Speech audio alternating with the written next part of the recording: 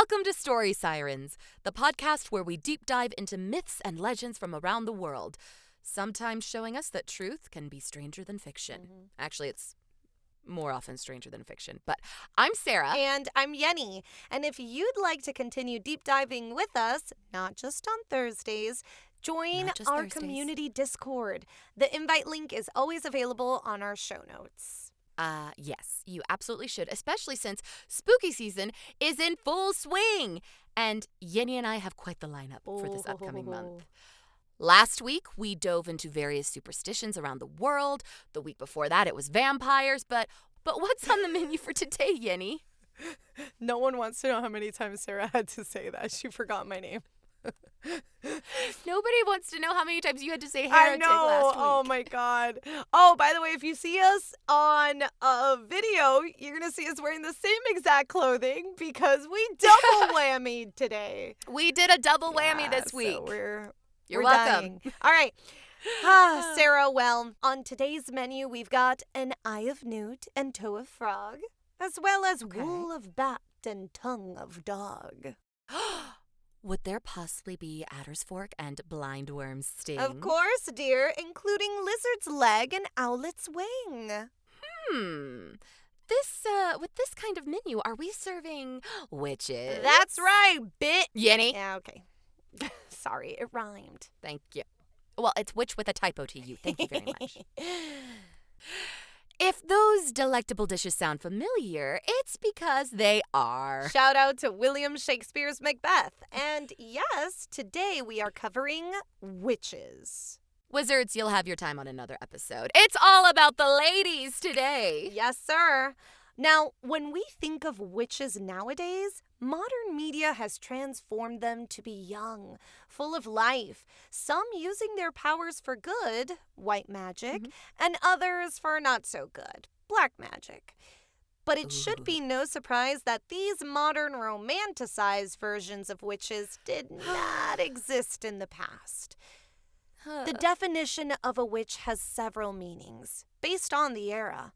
Folklore witches, or witches from our past, are described as women with supernatural powers, often used for more harm than good. Today, a witch can be described as someone who practices neo-pagan witchcraft, using nature to aid them in obtaining whatever they need.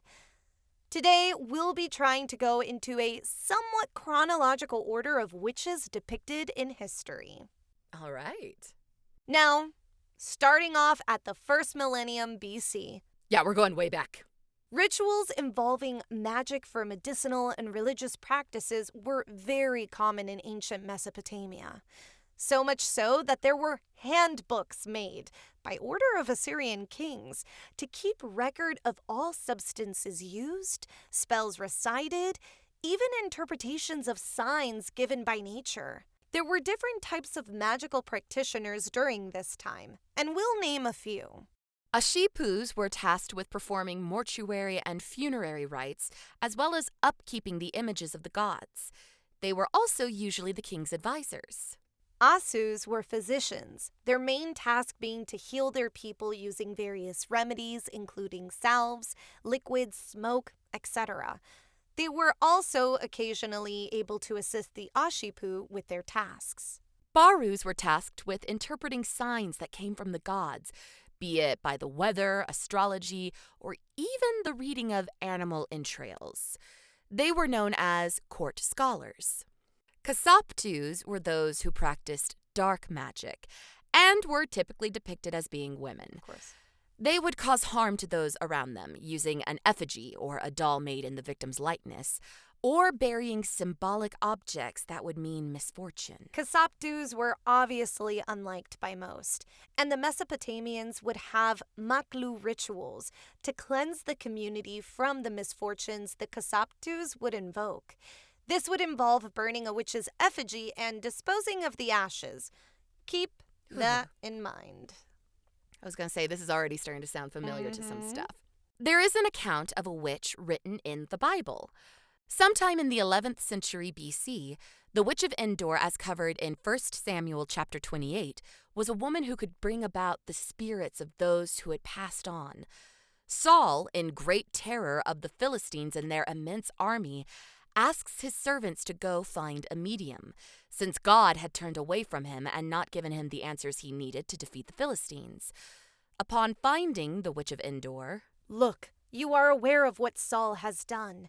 He has removed the mediums and magicians from the land. Why are you trapping me so you can put me to death?"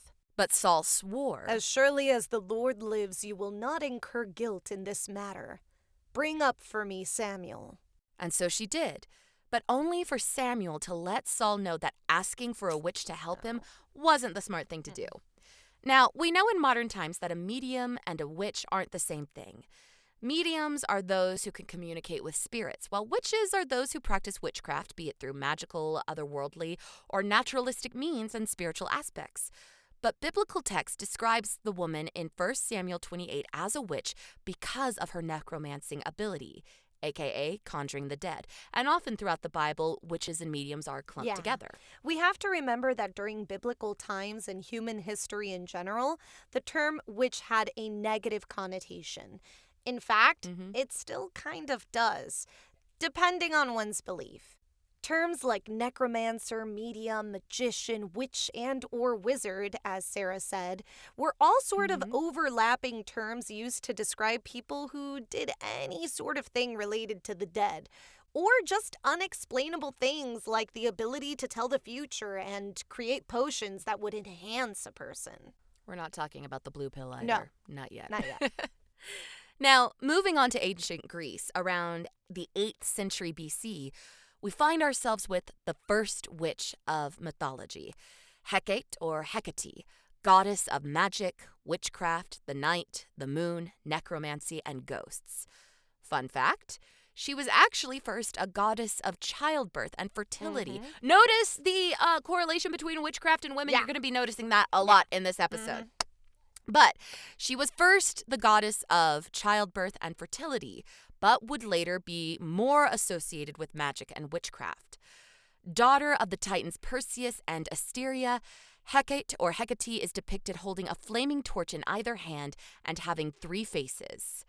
Hecate assisted Demeter in the search for Persephone, and after finding her, became one of Persephone's companions during her time in the underworld. Her companion animal is the dog, the association of them suggesting that of our connection with birth. Dogs are connected to other birth goddesses in Greek mythology, strangely enough. I don't know why. Known also as the guardian of the crossroads, again, we've covered these, Hecate has the ability to cross both the realm of the living and the realm of the dead, and is recognized as a chthonic goddess, again, the gods or deities who dwelt in the underworld. Another goddess of magic is Circe, who lives on the Isle of Aeaea and transforms men into animals. We covered her back in our Odyssey deep dive, and she's pretty cool. Yes, she's very, very cool.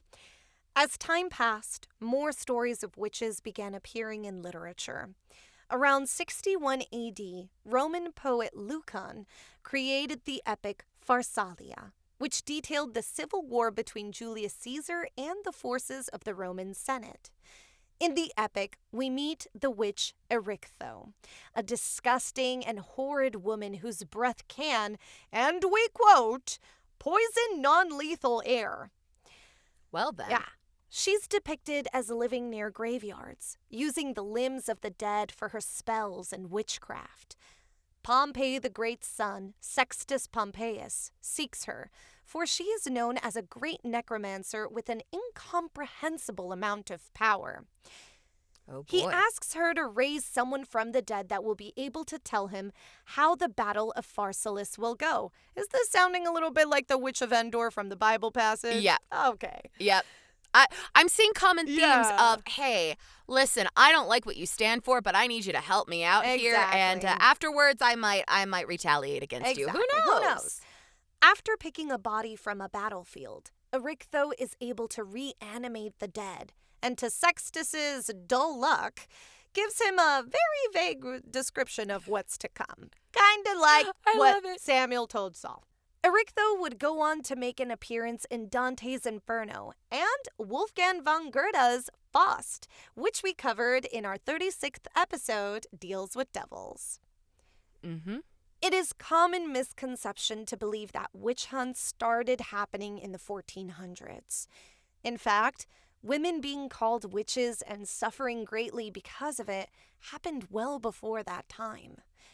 It just wasn't worth documenting, apparently. Exactly. It is important to understand that any woman who was seen as too intelligent, too successful, or even too outspoken was taboo in ancient times, all the way up to the 1800s.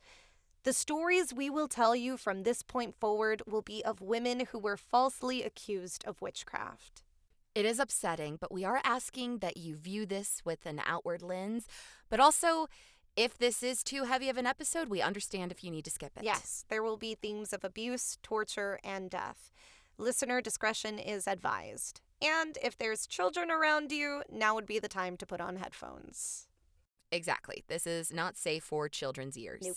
So, let's backtrack a bit and go back to the 4th century AD in Alexandria, where a woman by the name of Hypatia lived, who was a mathematician, astronomer, and philosopher. Already? Go Hypatia. Yeah. I love We her. love her, but we Yes. already know. We already know. We already know.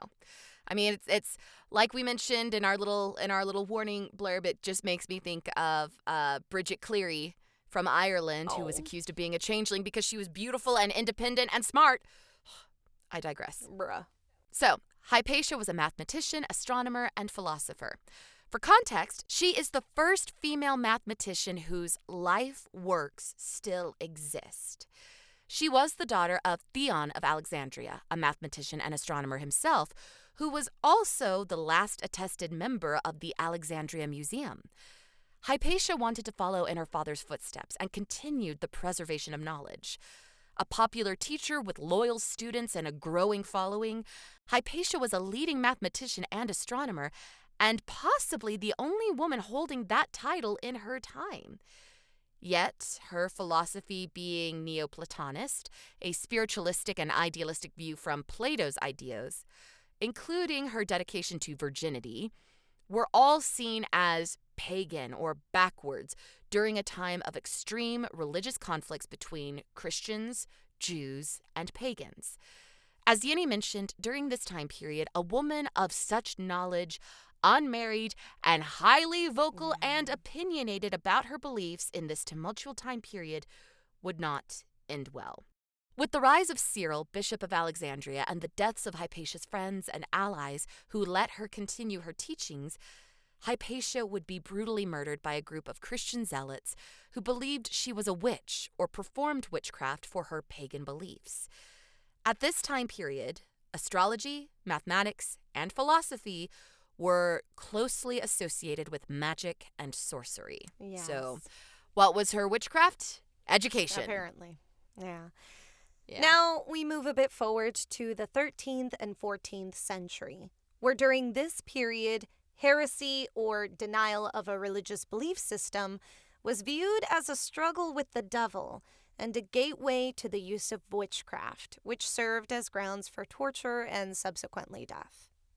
You know, this gateway drug does not sound as No. fun as other gateway drugs. Yeah, this is the gateway This drug is of not good. heresy. Right? My Jesus. gosh. In 1324, the first woman condemned for witchcraft in Ireland was recorded. Alice Keiteler, I'm hoping I'm saying the name right, was the only Yeah. daughter of merchants and was married 4 times in the span of 40 years. So that's a new husband every 10 Oh years. yeah, she was a decade queen, you know? Okay. She lived in the medieval kingdom of Ossory, which is now County Kilkenny, Ireland. After her third husband's death, she was accused of homicide by his children. Oh, well, of course. She was also beginning to earn a bad reputation in town, for she was becoming increasingly wealthy due to her money-lending business. And a successful woman. Wow. Ew. Heaven forbid. A successful woman must therefore be a black widow in a time when plague and sickness and bacteria and germs were not understood. Yep.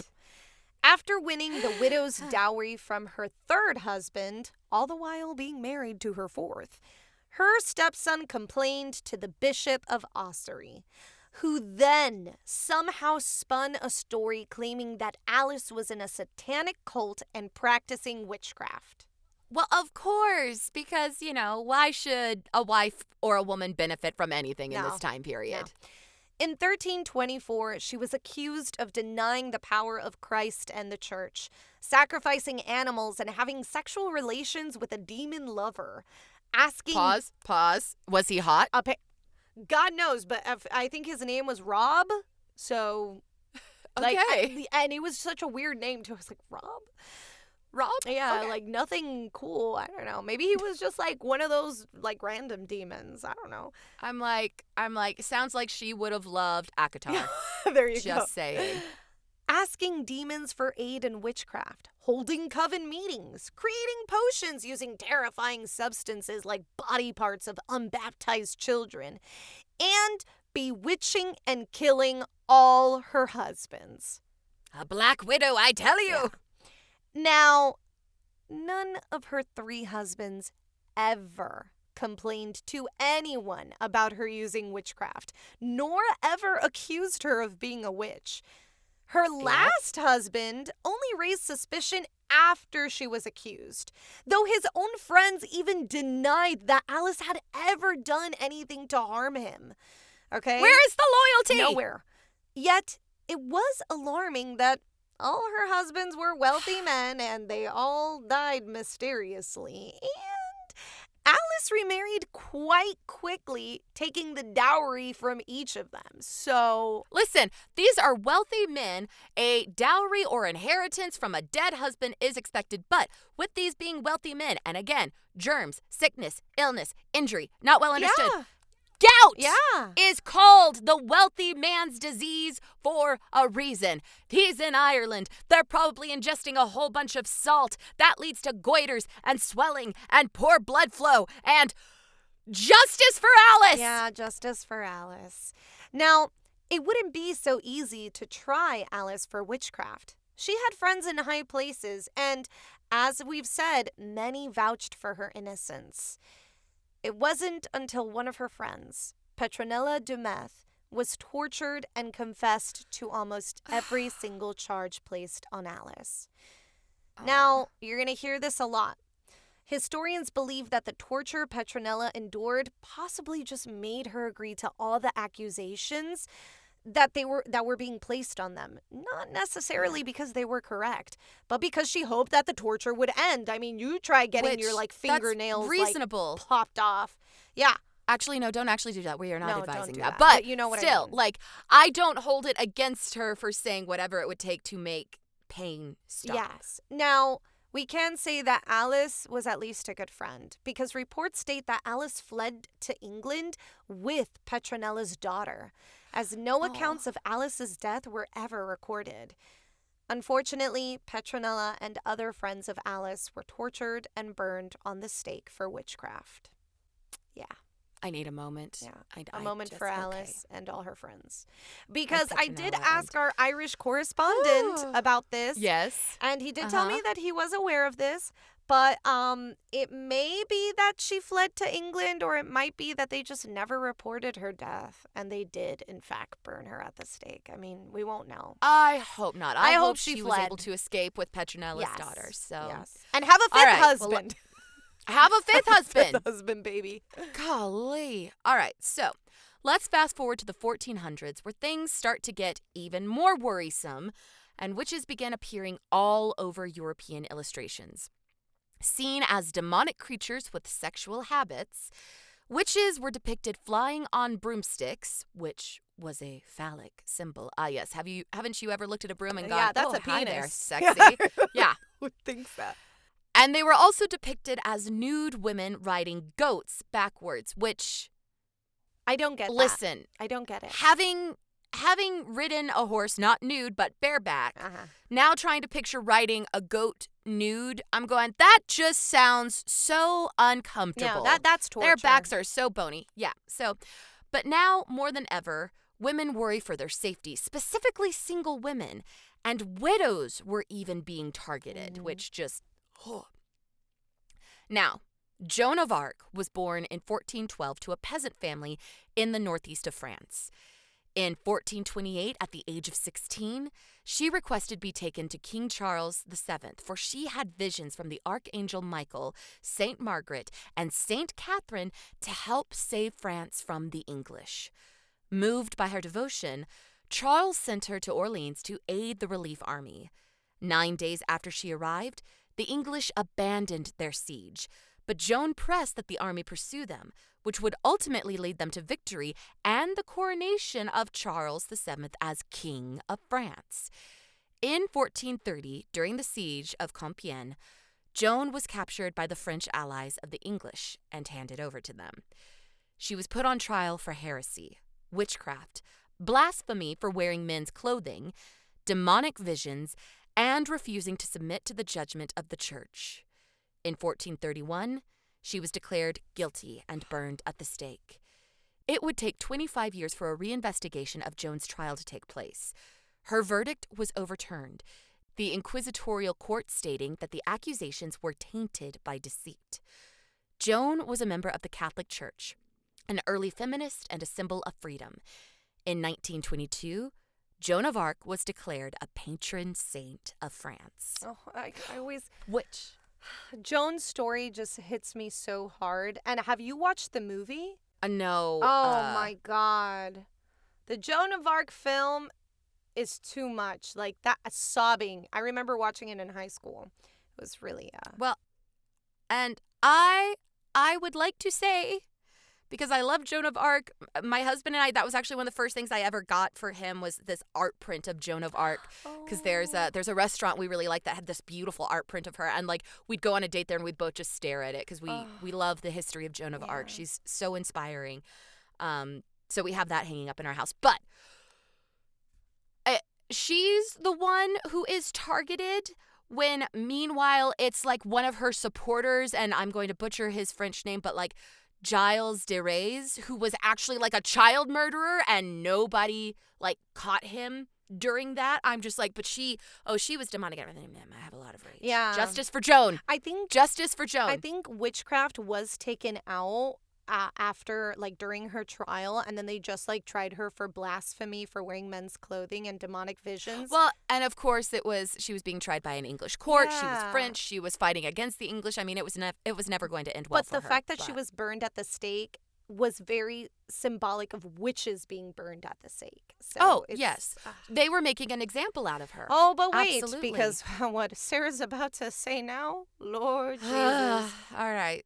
So many of you have probably heard of this, but in 1486, two men by the names of James Springer and Henry Kramer wrote Malleus Maledicarum, or The Hammer of Witches, which was a witch-hunting manual written in Latin.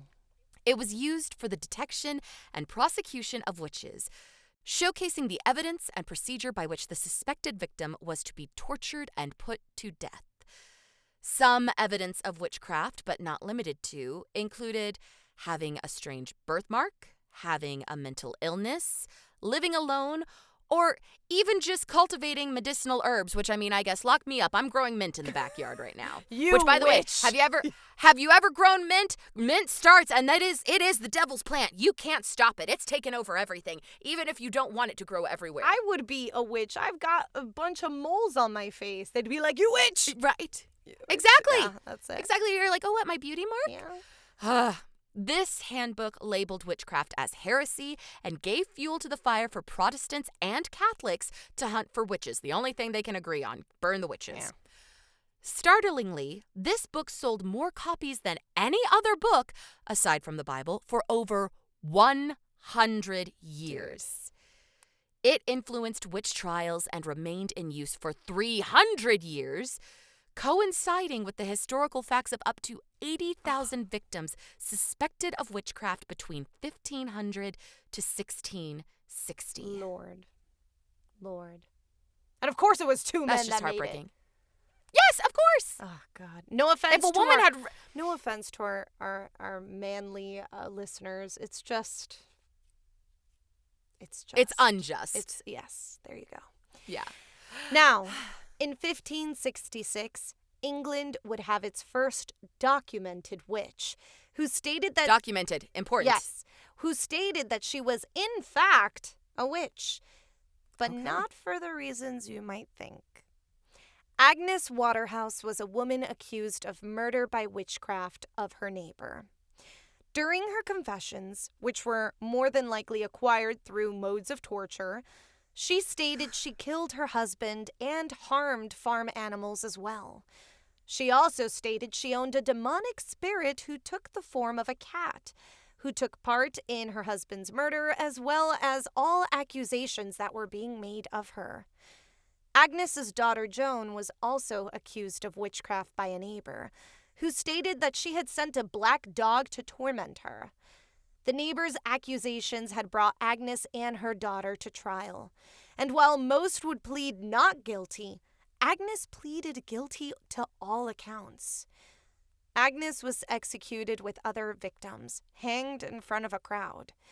Journalists took hold of Agnes's guilty plea and ran to print out a story about the trial. Now, historians believe that Agnes stated she was guilty in order to save her daughter from being executed as well. They also believe she felt guilty for feeling free from, being a widow, and thus making her lie about her husband's death. Agnes is named the first witch to be executed for witchcraft in England, but that isn't the truth. Many before her were executed, just not documented as greatly as Agnes was. But there is some light in this because Agnes died knowing her daughter had been acquitted. Oh, a mother's love. Yeah. Now, I'm certain you are all wondering, Sarah, Yenny, what about the most famous story of all, the Salem witch trials? Oh boy. Well, it's about time we cover that. But we did also want to shed light on other witch trials that don't usually get the spotlight. Exactly. We want to honor the people who have suffered the history that many people find fascinating and morbid. So just trying to remind you a little bit of the humanity. Yeah. Now, while the hysteria revolving around witches had started to finally see a decline in Europe, that wasn't the case for the hysteria in the New World. In the late 1600s, the 13 colonies were going through a very rough time. It was rough. Between a smallpox epidemic, ongoing wars between the French and the English, and fears of attacks from Native American tribes, it was a breeding ground for paranoia. In 1647, the first person in America to be executed for witchcraft was Alzey Young, who resided in Windsor, Connecticut. By 1697, 46 people were accused of witchcraft and 11 were executed. In Virginia, over 24 witch trials took place, but none were executed thanks to a law passed in 1655 that made it a crime to falsely accuse someone of witchcraft. And you'd think that all the colonies would, take in this law, right? No. You'd hope, but of course, they weren't entirely unified at this time. Yeah. So, unfortunately, that law, as Yenny just said, was not placed on all the colonies. In 1692, in Salem, Massachusetts, the most well-known witch trial began with 2 children, 11-year-old Abigail Williams and 9-year-old Elizabeth Parris, which is horrifying. Yeah. Both girls began suffering from seizures and uncontrollable screaming fits. Soon, other young women began exhibiting the same symptoms, which brought about a mass hysteria in Salem. The first to be accused of witchcraft and the suffering of the young girls and other victims in town were Sarah Good, Sarah Osborne, and Tituba, who was a slave under Elizabeth's family.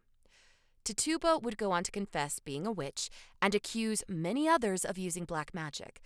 A total of 150 people were accused, 18 of whom were executed. But it wasn't just women. Some were men accused of witchcraft and sorcery too, and they were also executed. In 1976, psychologist Linda Caporil theorized that perhaps Elizabeth and Abigail's, seizures, as well as the other victims, were brought about due to a fungus found in contaminated rye. Oh, I could believe that. Unfortunately, this theory has been debunked by many historians. Well, dang it. Yeah, many believe this was a mix of mass hysteria and, believe it or not, teenage rebellion. What perhaps could have started as an innocent game, or maybe actually like a real episode of seizures, somehow spiraled and gave the girls the ability to be the center of attention in a small town. Oh, yeah. As Sarah and I have mentioned previously, this is a time when a woman's opinion was not taken seriously. They were raised to be obedient and tend to the family. Nothing more. Historians have found that the power the two girls, as well as the other victims, held must have given them more fuel to continue the false accusations, noting that many of the seizures would only happen in court in front of the accused, which, the court and townspeople just gobbled up as true possession. We will never really know what the cause of the seizures, if in fact real, were. What we do know is that countless lives were lost as many of the victims accused of witchcraft were tortured into pleading guilty.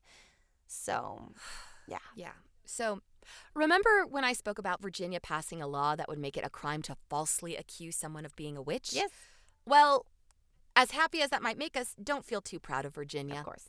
Grace Sherwood was accused by her neighbors for being a witch, stating that she killed her pigs and cursed her neighbor's cotton. Other neighbors followed up on accusations, and soon Grace would go to trial.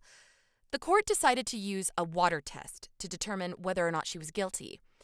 Now, you might think this came from the Malleus Maleficarum handbook, but it did not. This came from the religious belief that water was a sacred element used in baptism and would therefore reject the wicked. And we wish we were kidding. The test would be to throw the accused into the water, and if they sank, they were innocent.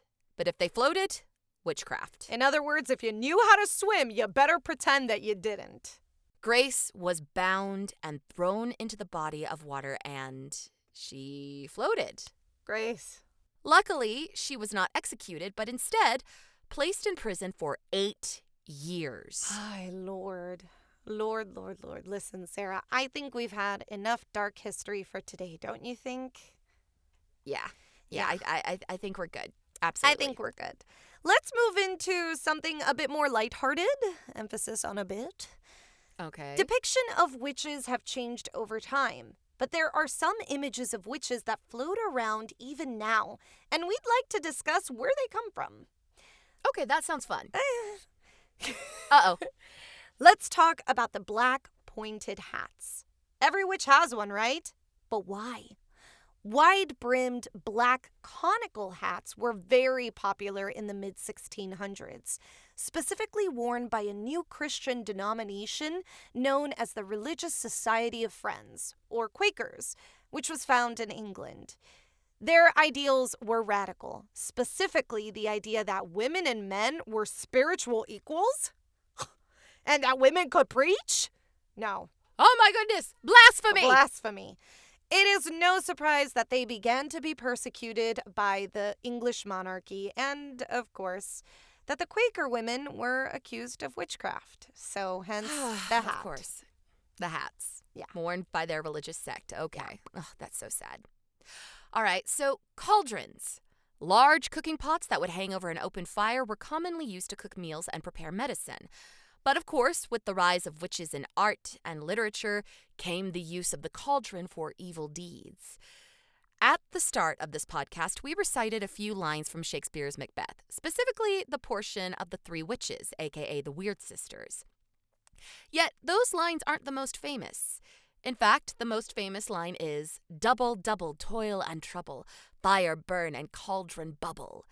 Thanks to this, the image of a witch looming over her smoking cauldron became highly used in all forms of art. Old and filled with warts. While witches come in all ages, most are always depicted as old and ugly women.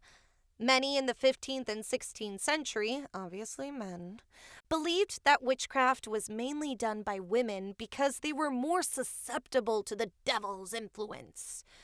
Of course. They especially believed that of older women, who were viewed as the most vulnerable. With age comes moles and other marks, as we all know, and of course, thanks to Malleus Maleficarum, stating that unusual marks meant that a person was a witch, this gave way to depictions of witches being mostly old and filled with warts. Oh, great. Great. Pointed toe shoes. Ever noticed how witches always have shoes with pointy or curling toes? Mm-hmm. Known as poulaines, sharp-toed shoes were very popular in medieval Europe until the Catholic Church deemed the shoes as phallic and stated they contributed to people's sexual proclivities. Why is everything penis-shaped? I don't get it. Right? Right? Plus, the pointed shoes would make it nearly impossible for the person to kneel, which would prevent them from praying in Mass. Priests would later name these Satan's claws. I'm sorry, they're shoes. They're shoes. This is... As mentioned earlier in this episode, witches were perceived as women who had sex with demons and worked for Satan. How dare they wear Of course, they're pointy going to shoes. accessorize. Yes. They're going to accessorize in accordance with their true master. I don't know. Now, guys, in modern times, the term witch has changed and developed. Many who claim to be witches in the modern age practice a nature-focused pagan religion called Wicca. Yet there are many types of witches, all categorized by their path and practice, some of which include kitchen witches who create magic in their home or kitchen, green witches who focus on healing from the land and nature, cosmic or lunar witches who use astronomy as the basis of their craft, crystal witches who harness powers from, you guessed it, crystals and gems, and the list goes on. But real quick, I'm really happy that at least nowadays, no one is getting burned at a stake. I'll say that much. Oh, yeah, that is true. Now That's then, very true. modern media. Let's do it. We're going to go through some shows, movies, books, games. I don't even know. We're just going to go We down. know we're going to miss some, Yeah. but just, these are the ones that stuck with us. All right, starting up with Snow White and the Seven Dwarfs. The evil queen transforming into a hideous witch who poisons our dear Snow White. Oh, no. 1964's sitcom Bewitched follows a witch named Samantha who marries a mortal and vows to lead the life of a typical suburban housewife, which isn't as easy as she thinks. And I love loved this I show love with show. the little nose Yes! quirk. Apparently, that was not the exact thing that was going to be done. I read somewhere that she was not supposed to have her nose move like that, but she could do it. She and did so it, was and so they just thought it was comical. cute. Uh-huh. They I loved love that. it. I love it. Sabrina the Teenage Witch, which I grew up on, follows a teen Sabrina. witch trying to live an ordinary life. But with 2 witch aunties and a very sassy black cat, Sabrina's life is anything but normal. I love all Salem memes. All Salem memes. All of them. Him All of them. filing I identify his with nail. Salem. Or somebody's going to end up crying. It's probably going to be me. I love it. Disney's Hocus Pocus. A virgin lights the wrong candle on All Hallows Eve and is soon trying to save his town from 3 witch sisters who are very hungry for the souls of children. Oh, come I will never get little tired. I will never get children, tired of that movie. I'll take the away into a land of enchantment. Halloween Town. Marnie thought she was a normal girl, but she's far from that. Learning she's a witch and that her origins come from a place called Halloween Town, she is tasked with saving the magical place called home. Aw. Witch series. Will, Irma, Tirani, Cornelia, and Haylin are 5 girls tasked with being guardians of the veil. It's not easy juggling saving the world, going to high school, and having boyfriend troubles, okay? I loved that show, and I read the books. They're so good. So good, but the books Oh, are I crazy. love it. Compared to like the... Oh, I believe it. Crazy. Wicked. The Good Witch and the Wicked Witch. Which side are you on? Is that easy to choose? All we know is that pink and green never looked so good. Scooby-Doo and the Witch's Ghost. Mystery Inc. travels to Oakhaven to learn more about and debunk the ghost of Sarah Ravencroft. But these meddling kids will have a truly supernatural adventure on their hands. 1989's Teen Witch. A teen learns from a psychic that her magical abilities will begin working at 16. But she quickly learns that after using her powers for popularity and love spells, that those things aren't as awesome as she thought they'd be. And I loved this movie growing up. If you have not watched it, Teen Witch is just the cutest movie. I love it. All right, let's go into games, starting with Wildflowers, a life sim game where you play as a witch and can farm, craft, and build your community. That's adorable. Little Witch in the Woods is a cozy game where you play as a witch and explore, craft, and befriend the community. I'm seeing a theme here. Yeah, there is definitely a theme, and actually, Little Witch in the Woods just came out for early access. And of course, nice. I cannot not talk about Hogwarts Legacy. Right. I need to finish that game. Sarah. I know, I need to finish it. I know. Be a student in Hogwarts way before Harry Potter was born and learn about the ancient magic you possess. Oh. Potion Craft Alchemist Simulator is a game focused on potion making and potion selling. All right, so now let's go into books. We've been doing a lot of happier media, but the book Slewfoot by Gerald Brom is a dark fantasy novel that takes place in colonial New England. Ooh. And a single woman has a desperate choice she has to make with a supernatural being. Oh. Is a supernatural being hot? I haven't read it, so I just know the supernatural being is very powerful and very scary. It is on my to-read list. Maybe I don't know if I'm brave sexy. enough yet. I might be waiting until October for that. We'll see. Harry Potter series, of course, featuring the brightest witch of her age, Hermione Granger. I love her. Practical Magic by Alice Hoffman, which also inspired the 1998 film of the same name, and both are wonderful. Yes. A Discovery of Witches by Deborah Harkness, which we always bring up. That is a series that Sarah loves. It's so good! Yes. It's so good. And The Very Secret Society of Irregular Witches by Sangu Mandana. Woo! Check them out. We did it, guys. Listen, Oh, for this siren call, there are so many options. But So many which things to choose witch from. to choose? love that. After all of the dark gloom Yes. we've dealt with, let's go for something a little soft, a little cozy, a little nostalgic. Check out Scooby-Doo and the Witch's Ghost, available on Amazon. Or sit back and watch Bewitched, available on Hulu. Perfect. I love it. Yes. Thank you for joining us on this fantastical episode, and we will see you soon with more spooky episodes. Yes. All right. Stay spooky, guys. Ooh, Bye. Thanks for listening to Story Sirens. You can follow us on Instagram at Story Sirens Podcast. Want to support us? Send us a cup of Ko-fi by searching ko-fi.com/storysirens. We've got lots of treats for those who become siren seekers. All research materials can be found in the episode summary. Music by Donald Guzzi and artwork by Alexis Torres. Story Sirens is a Feather and Fin production. See you soon.